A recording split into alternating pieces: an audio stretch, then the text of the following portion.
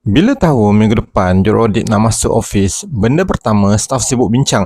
Nak order donat yang mana ya? Nak mancur kopi jenama apa? Okey, jangan silap.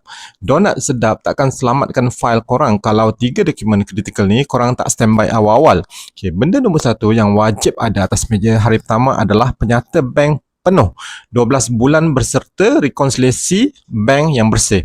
Okay, ramai accountant panik bila auditor minta penyata bank bulan Disember atau pengesahan baki akhir bank confirmation. Pastikan setiap reconciliation item, contohnya cek belum tunai atau deposit dalam transit, ada dokumen sokongan yang sah. Kalau ada amount tergantung lebih 3 bulan tanpa penjelasan, itu soalan pertama auditor akan tanya sebelum sempat hirup kopi korang.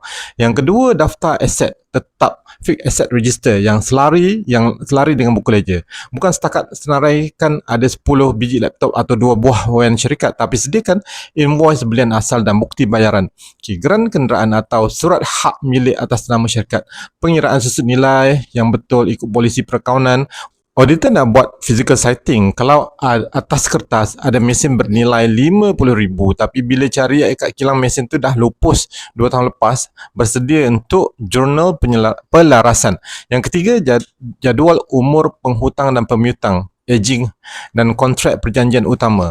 Auditor akan hantar surat pengesahan baki circulation kepada supplier dan customer korang. Jangan tunggu auditor minta baru nak cari. Perjanjian sewa premise, tenancy agreement, surat tawaran pinjaman bank, bank facility letter, kontrak projek berskala besar yang berjalan sepanjang tahun kewangan.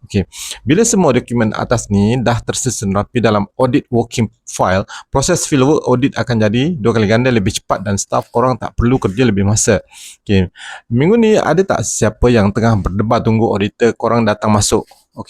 Komen persediaan korang kat bawah dan share video ni kat finance team korang sekarang. Jangan lupa dapatkan buku Jangan Bayar Lebih dan Perniagaan Semudah ABC di Showcase. Terima kasih. Assalamualaikum.